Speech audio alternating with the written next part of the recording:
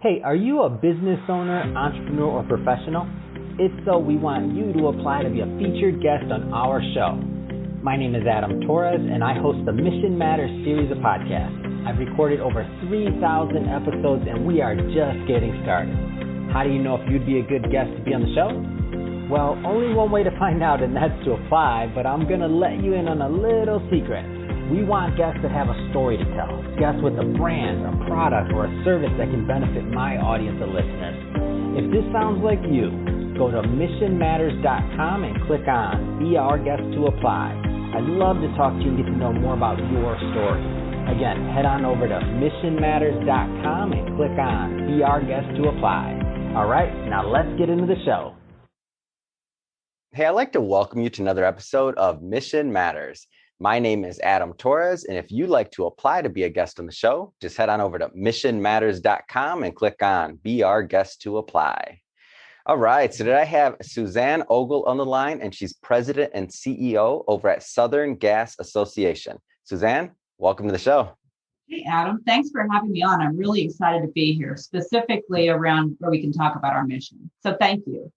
Oh man, Suzanne. So I've been looking forward to this interview. I mean, I intend on learning a lot from you. I know our guests will also, and some of the things that we'll talk about and that I'm excited to get into is really just talking about the industry, the energy industry overall, talking about maybe some of the myths that are out there, and also you have a very unique vantage point, being the CEO over at Southern Gas Association, which we'll also talk about the organization, its history, its lineage. I mean, so you see things in a very unique way. So I'm excited to get your ideas on, what's next, the future of things. But maybe just to get us started, let's start at the beginning. So how did you get involved, or how did you get on this path in energy? Like, was it something you always wanted to do, or like, how'd that happen? Yeah, the beginning might be a long time ago since I'm getting into middle age plus, right? But so my journey into the energy industry was very unusual. I grew up in California. My father was a pilot. My mother was an art director. So a career in energy never even on my radar. In 1987, I completed my master's degree and I moved to Houston, Texas, a place I had wanted to live forever because my dad had lived out there, and I just accidentally ended up in the industry. But as soon as I landed there, I knew that was my passion. That was my purpose. That was my ideal career. No second guessing for me at all. And there were really a lot of reasons for that, including the people. The people that work in this industry are probably some of the finest, most hardworking, humble people in the world that just go quietly about making the quality of life good and delivering energy to people. And then I think really importantly, that the industry and the people in it demonstrated qualities like innovation and collaboration and a growth mindset. And all that really resonated with me. I would say that by nature, I'm a learner. So I got a lot of degrees along the way. I worked in each segment of the industry, which is kind of unusual. So I worked in downstream, upstream, and midstream. And I'm sure you're going to probably ask me about that. But then I also, I'm accredited in public relations and in investor relations. And those last two are really fundamental to my belief that communication and dialogue are the key to solving big problems. So Suzanne, you mentioned something. You said you mentioned the people that work in the energy industry, and I know originally your original plan wasn't necessarily to work in the energy industry. You just wanted to go to Houston, right? But I think the industry as a whole, I mean, it's a great place to be, great place to work. I mean, what kind of advice would you give to maybe some of the people that are watching now, if they're, they might be just starting out, just getting out of college, or they might even be further along in their career and maybe they're thinking about a career change. Like, what's your advice or thoughts on getting into the energy industry? Yeah, that's a great question, Adam. I mean, today the energy industry really finds itself in an incredibly exciting position. As we're working towards a cleaner and greener future, our industry becomes more innovative, and we're combining traditional fuels and resources with fresh ideas and new technology. And we're really changing the landscape of the industry and how our lives, or actually how we all live our lives. And so when you think about younger people coming in, maybe the millennials or the Gen Z, they have these agile minds. They have some great education. They're creative. They're purpose-driven, and that's really the right people to come into the industry. And I kind of reflect back to thinking about a quote from Teddy Roosevelt, and he said that complaining about a problem without posing a solution that's called whining, right? What we don't want is whiners. We want people coming in and solving the problem. So you can say you want a cleaner future, or you can come be part of creating that cleaner future. And so for the young people coming in, I say, hey, this is an industry that is a really exciting time for our industry. Mm-hmm. And they have the benefit of older people who have tons of years of experience of actually running the systems.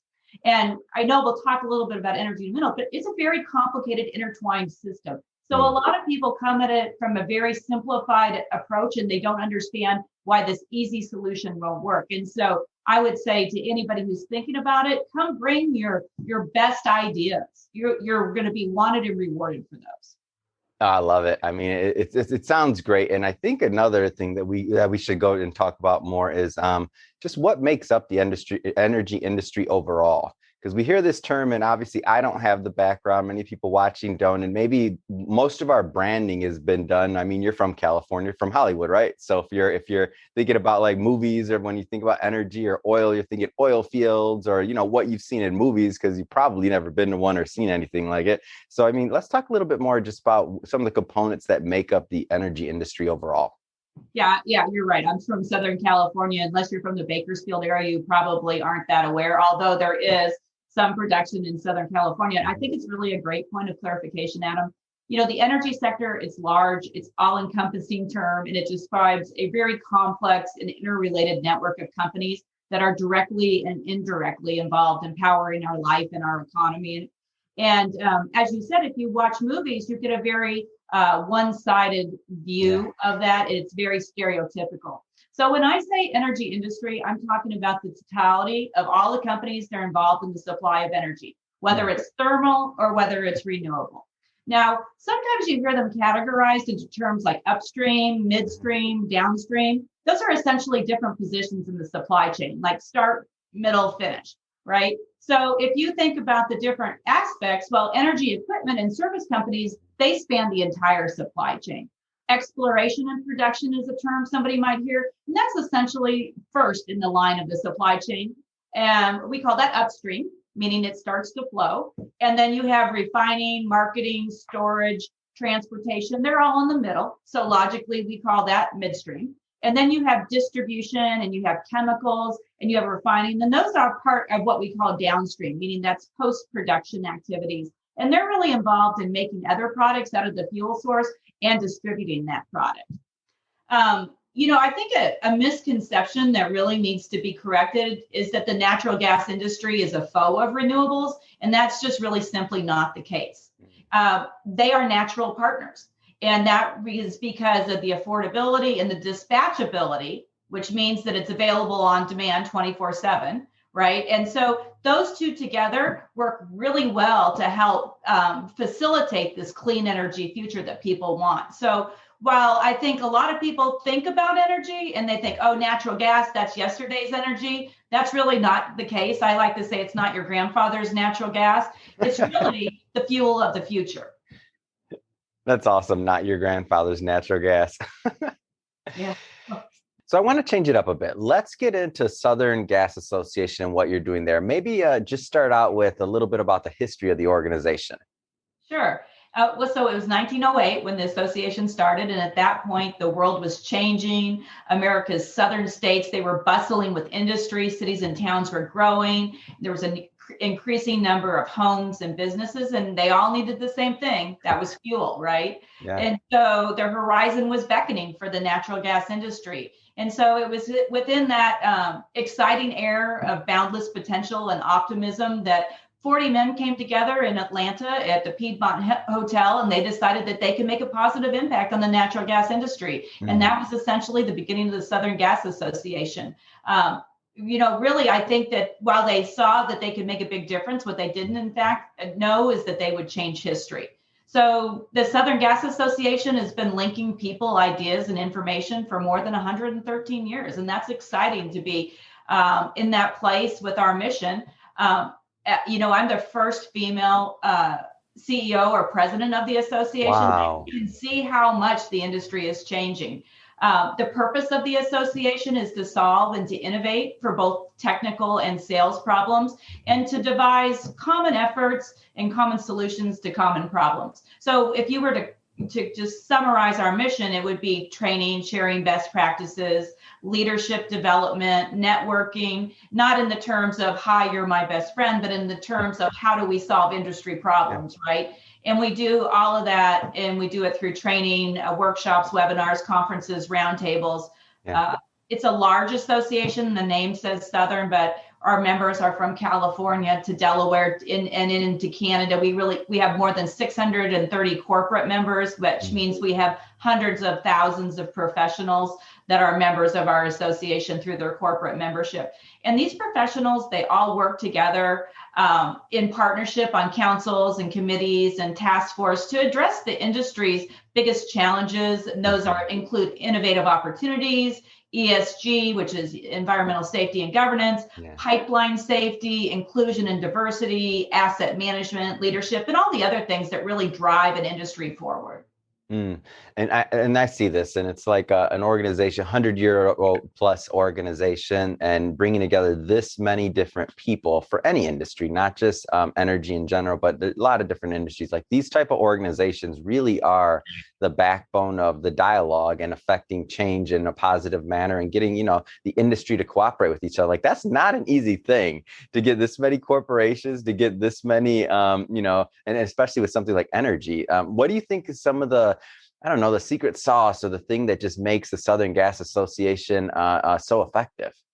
Yeah, that's a great question. We talked earlier about the industry and that all the different aspects of the industry. Yeah. I think one of our secret sauces, I hate to give it away, but listen, we have members from each aspect of those upstream, downstream, midstream. And I think that's an important aspect of it because the systems are intertwined. And so you can't look at it in a silo. And so we understand together how things work and intertwine so that you could really affect change and drive innovation. One system influences the other. The SGA members, they both operators and suppliers, they come together and they really take off their competitor hats or their peer hats, and they put on a solving problem hat, right? And so if you look at how do you solve a problem, that's a really big thing, right? So you have to identify the problem, and then you have to move along, and you have to go through somewhat of a specific way of solving the problem. And so I think that's the other aspect of it is that they're not closed-minded to what the solution is. They kind of work a process through that solution. So how do you fix it? So if you look at our members today, they're really doing things like powering pipelines with renewables. They're investing and driving innovation across the industry. They are companies like TC Energy, who's evaluating wind energy projects. They generate the electricity needs for a portion of their pipeline that's zero carbon, right? Where you've got Energy Transfer, and they're powering part of their Permian projects with solar power. And companies across the industry are doing this, and they're integrating it, alternative energy sources when it makes sense. And it doesn't always make sense because sometimes an alternative energy source can be more carbon emitting than a traditional source. So it's that really nuanced understanding of how energy works that allows the members to really make a difference. Yeah, you brought something up just now that I think is big, and when we look at some of the big issues that are out there in energy in general, so we think about like energy, we think about the economy, we think about the environment, and one of the points that you made up, or that you brought up, I should say, is that sometimes that a renewable source is going to cause more carbon emission than maybe an alternative.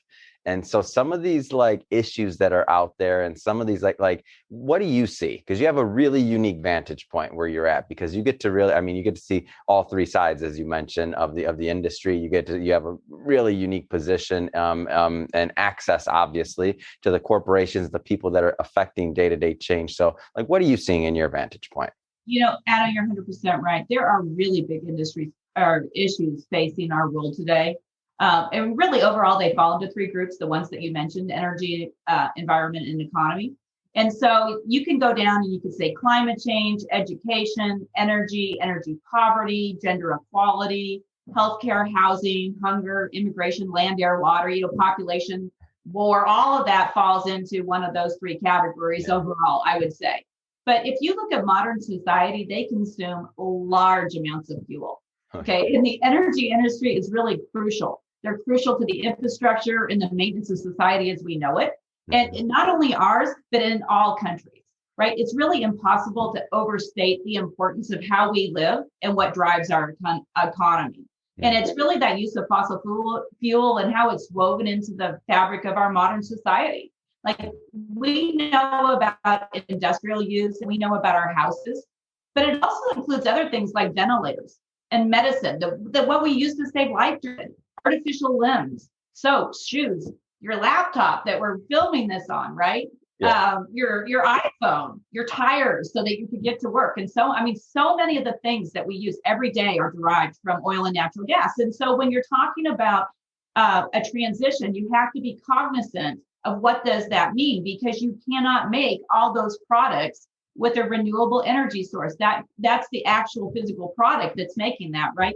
And then if you want to take it a step farther, you can think about the sustainability goals, they call them SDGs from the United Nations.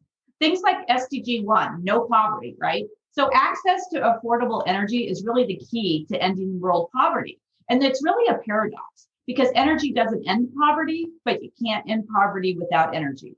Or SDG 3, right? Good health and well-being. We just talked about the medicine and the opportunity for how we make medical advances, right? And that's impacted by fossil fuel. But we have to see that impact on health in the other countries. And if you look at the judging, or say you judge the life expectancy at birth, right? You see the highest rates in US, Australia, Germany, and Europe. And they have a life expectancy of, I think it's like about 80, close to 80 or over. Well, you see countries with less access to energy, like Africa and industry, and their life expectancy is down in the low to mid 60s. Yeah. So that's an impact, right? You can go on. I mean, you can go on through any of these SDGs and you can see that natural gas is really the cornerstone of how do you make this, whether it's 4 of quality education or 7 of affordable and clean energy. And that really speaks to energy justice and making sure that everybody has equal access. And you don't want something to be that's regressive, or even climate action, because fuel switching from coal, which is a more carbon intensive fuel, to natural gas has driven down emissions tremendously while the world is growing. But you can talk about all that. And I'm going to tell you that, you know, still we have 1 billion people in the world that don't have access to any of this. So I'm sitting here in my house, and it's hard to be prescriptive about a solution for the rest of the world when they are just looking to have something very basic. Yeah, it's tricky. It's really tricky. When you talk about the rest of the world and where they're trying to be, and the politics behind. Well, we were able to do it at one point, right? Certain things to advance our society. So completely get it. And this is what amazes me in terms of like great organizations like Southern Gas Association and being able to facilitate that discussion and to have that history and that lineage, right? So it's not just when you're 100+ years of seeing change in the world and industry, like even just the trust of knowledge and the base and the members that have been, a part of that, probably, I'm guessing, for generations, especially some businesses or some companies that maybe, start family businesses that have still families working within it. I'm sure there's generations of knowledge in the organization. So speaking of the organization, I do want to circle back to it and talk maybe a little bit further. I know you mentioned there's a couple core areas that you work on. For example, training. Maybe let's start there. So tell us a little bit more about the type of training and initiatives that you're working on there. So, like I said, I come from a growth mindset. We really believe that training and curiosity is the key to advancing.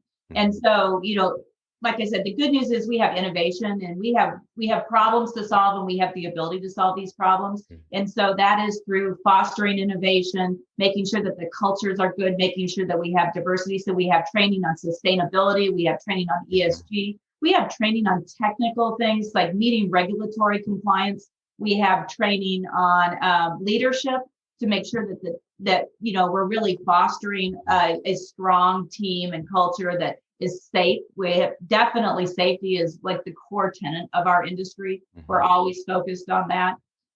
So our training covers the gamut, right? So it's anywhere from technical to leadership to innovating and fostering change to regulation. And so when we talk about another thing that you mentioned earlier, which was sharing best practices and like turning from like competitor to, you know, fostering change and innovation in the industry. Like, I'm just trying to figure this out. Like how does that look? Because I mean, it sounds great, and I know you're pulling it off, because otherwise you wouldn't have this many members. We wouldn't have the history that you have with Southern Gas Association. But what does that look like? Yeah, well, I'm going to go back to what I said initially about why I was drawn to this industry, and that's that collaboration and collegiate way of working. And so when we think about a problem, we think it's not in terms of a problem from operator A or operator B. We see it as a problem for the industry and for the delivering of the product and the safety of it, and ensuring that it's affordable, right? So we believe in lifting all boats. And part of our membership are municipal, cities and states. They're small and they don't have the resources. And so we have larger companies that have additional resources, and we like to make sure that everybody has access to anything that they need to improve their operations, to improve their safety. And we believe it's a unified approach to making sure that we are delivering the best and most reliable and safest product. So when we think about that, again, this is why we have these roundtables. And so somebody could go there and say, oh, hey, listen, I ran into this, and they will then say, oh, I had that problem, or this is how I solved that problem, or, oh, you're not as far down that road. So an example of that would be our I&D Council, right? So inclusion and diversity. Everybody's on a journey on that. Some people are farther along than other people are. And what we're doing is working together to help everybody get into that journey wherever they are, and then support them on their way. So we're not prescriptive in telling you how you have to do something, but we provide those resources and those ideas and that collaboration, and we have productive and informed dialogue on those topics. And that's really how we drive change. So and thank you. That's very helpful, because I like to see how it looks and like behind the doors, what's going on. So thank you for letting us in the kitchen on that one. What's next? Like, what's next for Southern Gas Association? Like, what do you see on the horizon? Like what excites you right now? Well, like I said, this is a really exciting time to be in the industry because there's all kinds of solutions. I think it's also a challenging time to be in the industry because if you look at mainstream media, it's very negative and it gives a very superficial answer to a very complicated problem. Yeah. And I really believe that you have to have an agnostic approach and you have to move from problem to response, like I said earlier. And so when you identify the problem, which is our climate change and our emissions, right? Well, what's the cause of it? We know what it is and what works and how do you do that? And so you're going to hear people say, we don't want fossil fuel and they're banning natural gas. But is fossil fuel really what you don't want, or do you not want emissions? Because if you don't want emissions, there's lots of ways to get there. And actually fossil fuel is the path to creating negative emissions. So reduce, reuse, recycle is not sufficient. We have too much emissions in the air, right? We have to remove. And natural gas is the path to remove. And that's via renewable natural gas or carbon capture and storage. And there's a lot of ways. So there are people who care about the energy industry and environmental policy, and all of us do, right? But they have a bad habit sometimes of talking in a lazy, maybe rhetorical way. And they refer to energy issues as if they were fuel issues. Yeah. And so like from natural gas to solar or coal to uranium, or, people have developed this kind of shorthand where they use words to describe a whole fuel chain. And that language is really dangerous. Yeah. What matters is efficiency, fuel agnostic efficiency applied equally to every possible fuel chain that we know, not because efficiency is the alternative to any given fuel source, because any other energy policy is really ultimately unsustainable. So while there's a growing demand for energy, we're going to need to meet it with an all of the above approach. And so that's why I'm so excited about where the industry is going, because we are creating that all of the above approach. We are not all of our eggs in one basket. It provides affordability, it provides reliability, it provides energy security, it gives energy justice. I mean, it just is, if you look at it from a very much more comprehensive instead of an emotional or a fear-based approach, it really is an exciting time to be in the industry. Man, you have me all excited over here, Suzanne. I'm like, hey, this is good. Like, come on, tell me more. Well, like I said, I really appreciate the opportunity to talk with you, Adam, because like I said, if you listen to mainstream media, it's a very slanted and not a full rounded view of what the case is. And so it's important that we expand that energy conversation and we really think about what are we trying to solve for.